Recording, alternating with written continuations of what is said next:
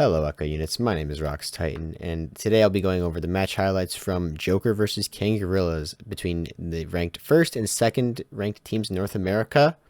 It's a very exciting match, a lot of good plays by both teams, so enjoy the video. And we jump into the first play of the match. We have Kangorillaz with the disc, passing a bounce pass over to Mad. Mad finding a long cross pass over to Sailable. And Sailable back passing, but gets picked up by Ryan, who gets a clear off on the disc. And the stacks go down, and it ends up being a Jokr possession.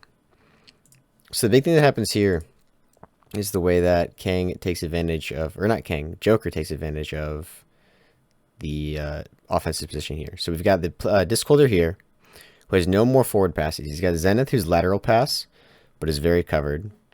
If you look at the mini map, Game, as long as he doesn't get punched, is also covering this cross lane to Mad. And then he's got a back pass, which is the one that he ends up going for.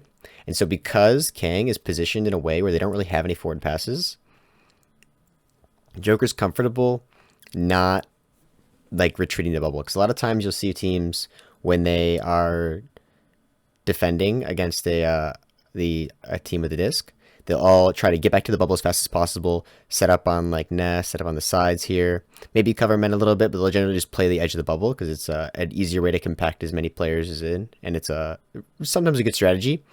But Jokr takes advantage of the fact that Kang isn't really attacking bubble yet. They're still very much still moving up the field. They haven't gotten to the bubble yet, and they don't have any players there, so they're not threatening anything. And so they're playing these lanes. We have Jaywalker who goes back to bubble just in case this player starts to move up. If this player continues to walk forward, then Jay's going to be able to push out and cover that lane. But instead, we've got Game who's just not playing for the punch, just kind of playing to cover the player. So he's moving, he's juking away from the player so that he's covered. He's also covering that second lane, remember? And so the only pass, if this player doesn't want to take the 1v1 in the bubble, or the 2v1 in the bubble, is to go for the back pass. The back pass is also covered here by the last player, and that's how they get the interception. Just covering all the options, where really the only option they had was to maybe... Either these players could split vertically. Zen could go to ceiling here since Game is juking downwards on the block. He could go to ceiling, get open. He could get open pretty up here pretty easily. This player's not under immediate pressure yet, so he could have held on to this disc a little bit longer, allowed his teammates to get more open. But in general, Jokr does a really good job of just kind of clamping the offense. The player does have time, but that time is limited because he has this player behind him who's moving forwards towards him. And he's got this player on nest who eventually, as he moves forward, is going to be in range of pressuring too. And you can see if you wait a little bit longer, Zen does end up pushing to the ceiling. But eventually that goes bad, so they get back together for a joust. And Jokr gets the defensive stop. And we jump into the next clip here. We see loose disc gets picked up by Jokr. Game with a cross pass over to Jay. A little bit dangerous there with the defense. Kang playing the bubble pretty well. Almost jumped the pass there. Pass over to Kung, and Kung with the shot from 1 meter for the score. So what happened here is that Kang played a really good defense, actually. If we look at all the players' positioning, we have the one player in goalie. We have Zenith moving up to pressure this wall pass. We have the disc getting pressured. And we have the player, as we see a few seconds later in the clip, also covering 2 players in the cross pass. Almost covering 2 players. It was very... See, he's very close to intercepting that. This player again getting pressured. This player on the backboard with 1 punch. Game a little bit open on the ceiling, but gets covered pretty soon. As soon as he gets the disc there. And you'll notice here that if we go back here, that Kung is mostly open, especially as soon as Strem jumps off this pole. Kung is the most open person on the team right now because this player again is moving up to Game, as we saw. This player's punching on the goal. You really can't pass that unless he goes to the top of the backboard or something. So Kung's the most open pass, and he's got a pretty open lane too, because this player is kind of floating here. But instead of passing it straight to Kung, they throw it to Game. This player is now baited even further out. Strem is now stuck on the block and can get fought. Then the pass goes to Game, and immediately pass back to Kung so that they can score the goal there. And so this is a really good usage of their resources, because the way that offense and defense works is that there's always going to be 1 open player. Unless the offense is crowding themselves, there's always going to be 1 open player. And Jokr's a good team, so they're not crowding their players on top of each other or anything. They're spreading out. They've got this 1 open player here. Now, 1 open player is a very valuable resource because that's the safest pass, because that player is not going to get covered. Because as soon as, again, especially as soon as this player jumps off the thing, this player is wide open, and he can probably push that lane alone even if he wanted to.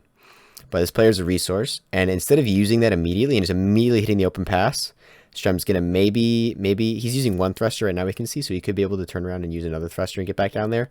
Or there might be a second thruster, I'm not exactly sure, but either way, he's gonna be able to stop off this and get to Kung maybe. Again, there's a player who's already stunned here. This player might get unstunned to be able to push Kung, and then Kung's gonna have to shoot through 2 goalies. Not entirely sure. But either way, they instead of passing it right to him, they pass to a pass that's kind of open, kind of covered. He doesn't have much time, but he does have enough time to get the disc and make a quick pass off to Kung, who is now open. But now instead of having to, as we saw here, if he had got the disc here, this player comes on. This player, actually, you saw it right there. He just grabbed the rim. So this player got on side right then. If the pass was gone to Kung instead, he'd have had to push up. He'd have had this player pushing him. He'd have had 2 goalies to pass through. Now, he might be able to get a pass to the player on the rim there and get a dunk. But with 2 goalies, it's hard to pass it through 2 people, right? One of them's probably going to catch it. And so instead of giving the pass right to Kung and having him maybe go through 2 people, they pass it to Game. This player is now looking up to that way. The pass can go to Kung, and Kung does not have to fight any goalies because we can see as soon as the goalie turns his head, the disc is already in before he can even jive to that spot. And so it's a really good play from my Jokr, recognizing that they do have an open man because that's just the nature of offense and defense.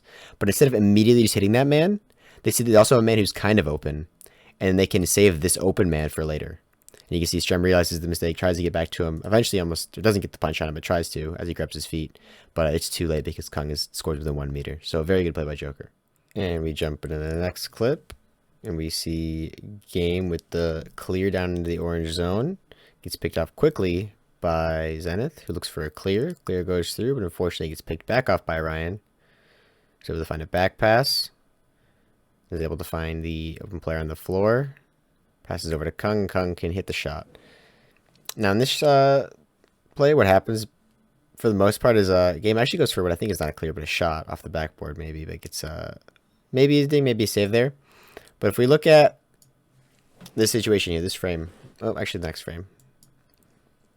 If we go right after he clears.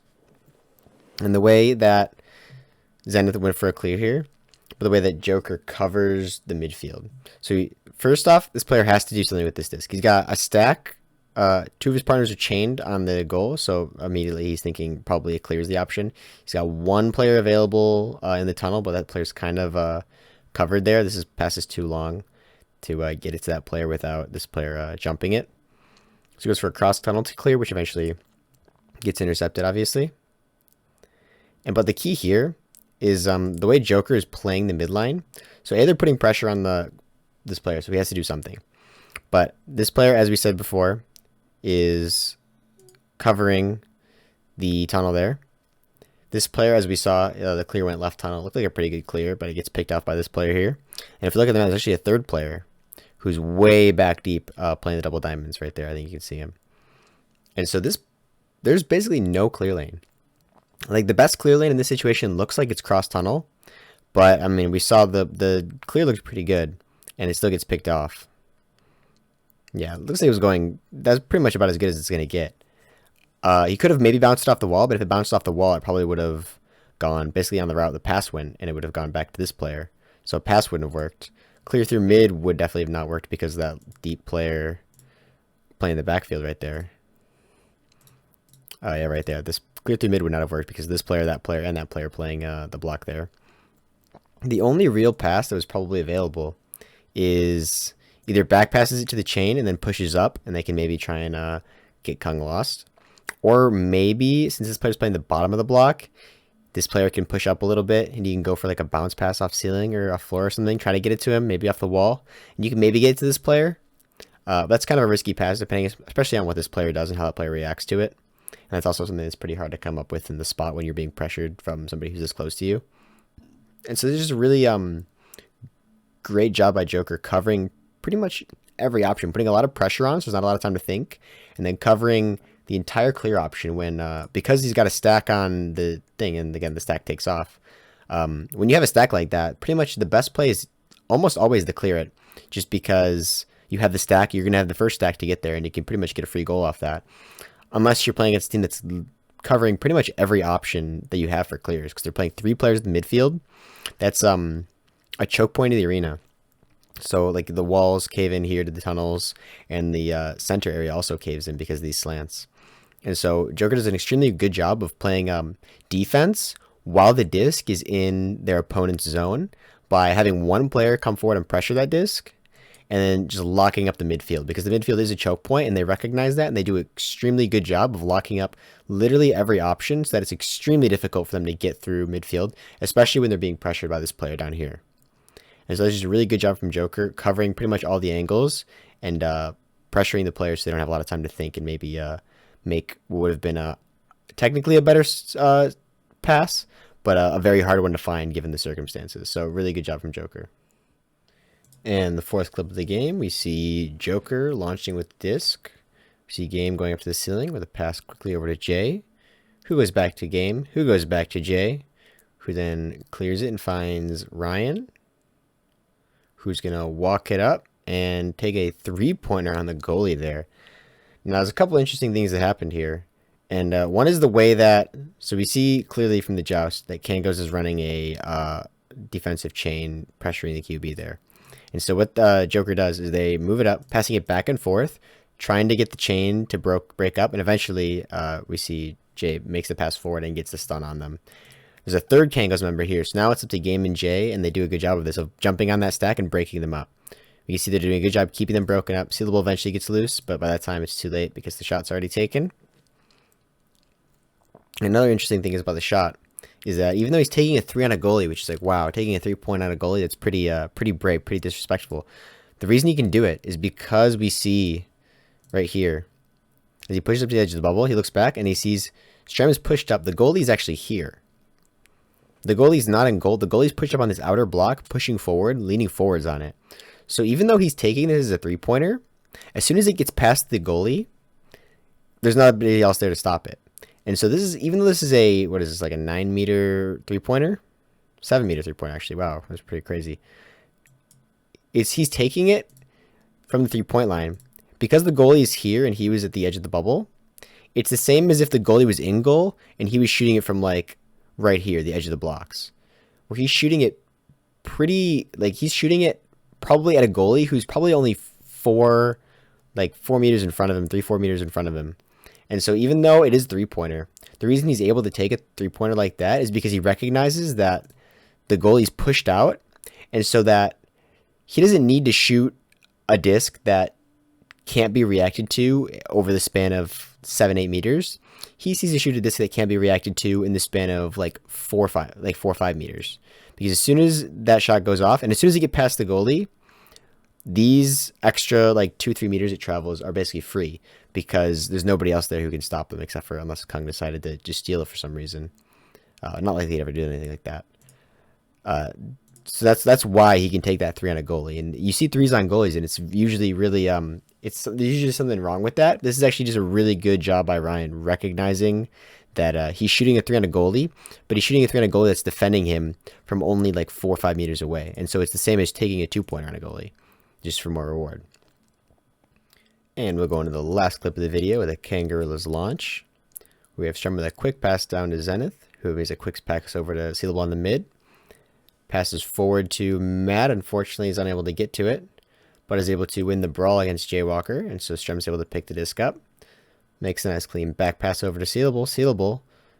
Zenith, I'm sorry. Zenith passes it to Matt, who passes it to Sealable, and there's Sealable with the dunk.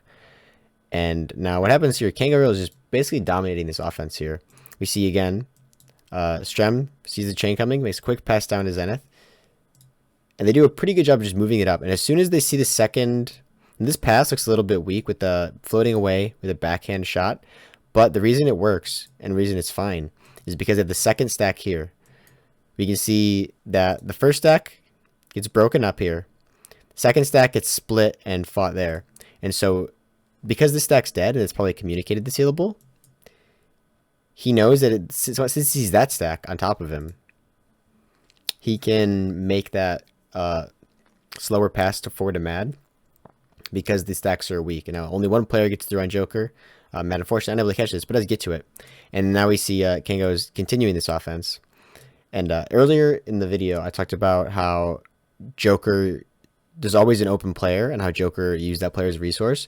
Kangorillaz also uses that player as a resource here, but in a different way. And so instead of holding the open player and leaving them open as long as possible, they always find the open player and they keep switching who that open player is. And that makes it really hard for the defense to keep track. The pass goes back to Zenith, who's open, then a pass to Matt, who's open, then Seal's open, and then he gets the dunk. And because the disc changes possession so many times here, we see Strem pick it up. The disc changes, goes to Zenith, defense kind of moves towards it, then it goes towards that player, they move forwards, that player, and that player is wide open and can dunk it in. Basically, the goalie couldn't even get his hands there because the goalie was playing the other side of the net.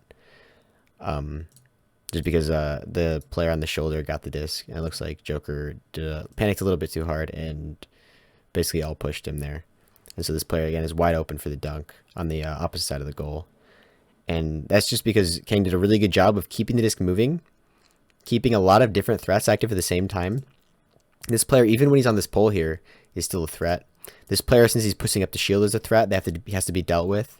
That's why this player moves to the nest here to meet him.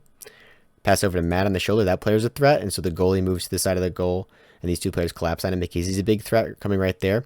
Strem's cutting in there. This pass could have easily gone to Strem, just the same as it went to Seal, because Strem's moving in as a threat. Seal again gets the disc, also a threat, and gets the opposite side dunk. And so Kang does a really good job of just keeping the disc moving, always finding that open man, and never really giving Jokr. You can see here, Jokr's a team that's so good at picking passes, did not really have a lot of good chances to pick the pass here.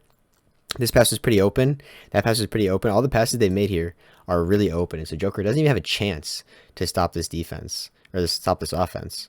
And that's a really good play from Kang, just always keeping the open man in mind, hitting their passes, and doing a great job and eventually getting the points for it.